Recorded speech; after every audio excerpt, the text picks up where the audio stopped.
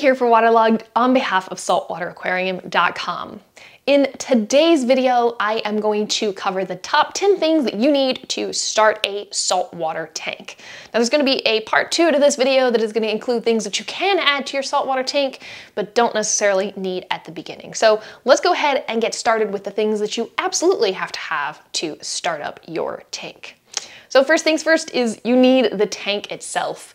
Depending on the space you have, what preferences you have, how you like your filtration. All of those things are things to keep in mind when it comes to picking out the tank that is right for you. So do a little bit of research, figure out what you like, what you have space for, how much weight your floors can hold, and then go from there. The second thing on the list for having a saltwater tank is a stand. Now this doesn't really apply if you're going to get one of the small little Pico tanks that can be put on a desk, but if you have a freestanding tank, like say the one behind me or the other ones in my office, you're going to need a stand to hold the weight. You want to make sure that you are either picking a stand that is made to hold the weight of the tank, or you are getting something very sturdy. You don't really want a stand that is made out of something like particle board, because that can disintegrate pretty quickly and make things dangerous. So get a real sturdy stand to go with your tank. The third thing that I think you need to start a saltwater tank is some sort of lid for your tank. You could have a mesh lid like the one I've got on this tank behind me, or you could get a canopy that goes along with your stand where part of it lifts up and you can get in and out to feed. Either way, a lot of fish that you're going to be keeping in your tank tend to jump, so you want to make sure that your tank top is protected and the fish can't get out. Okay, the fourth thing that you need to keep a saltwater tank is a filter. Now, depending on the type of tank that you have, you might not have to get a separate filter. There's a type of tanks called all-in-one tanks where the filtration is set in a chamber of the back of the tank, but there are tanks like this one behind me where it's got all of the filtration in a separate cabinet underneath. Another type of filter that you might have is a hang-on back filter. You could also have a canister filter that is all plumbed in. So depending on what is available to you, how much space you have for your tank, use those things to determine the type of filter that you are going to get. All right, next thing you need is water. And not just any water, you are going to need some pretty pure water. So I'm talking about RO/DI water. If you aren't making water at your house, you can go and get it from your local fish store, but you want to make sure that it doesn't have anything in it because that could harm your fish. If you're going to try and make it at home, you're going to want to make sure you have a dechlorinator there and use that before you ever put the water anywhere near your tanks, even if it's just top-off water. The next thing that you will need for your saltwater tank is, yep, you guessed it, salt. There's a bunch of different kinds of salt that are on the market, but you're going to want to be looking for the ones that are saltwater mix that are made specifically for saltwater aquariums. So don't use things like table salt or rock salt, anything like that. You are going to be looking for brands like Red Sea Salt, Instant Ocean, Tropic Marin, Brightwell Aquatics. All of these companies make different kinds of salt that you can use in your tank, so pick which salt fits your needs and your budget. Okay, the next item on the list is light.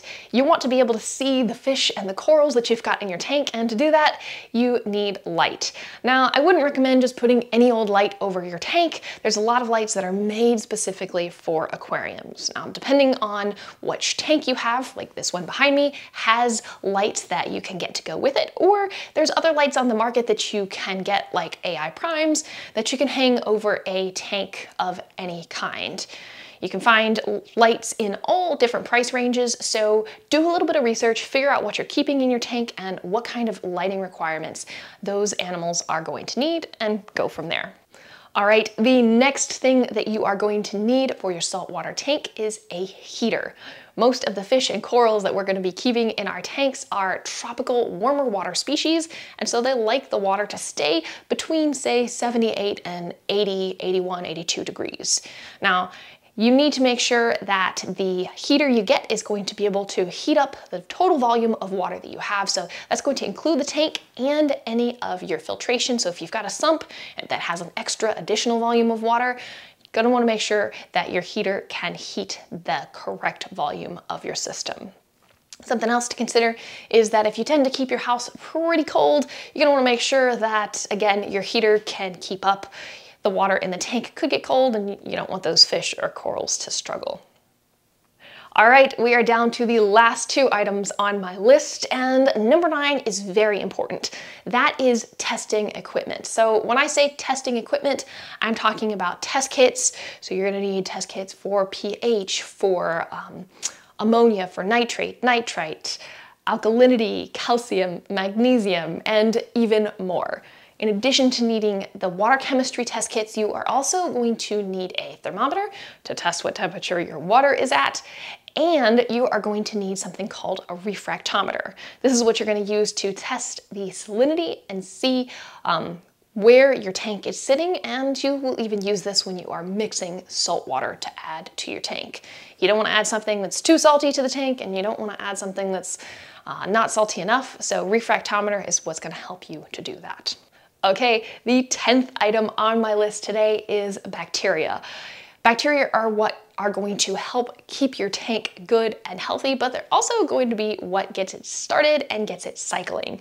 You're going to be looking for live nitrifying bacteria to add to your aquarium to kick off the cycle and get it up and ready for fish. Now, you could do a fish in cycle or a fishless cycle, whichever you prefer. My personal preference is a fishless cycle. If you're looking for help on how to do that, check out Dr. Tim's Aquatics. They have a full-on recipe card and give you a lot of information on how to do that step by step.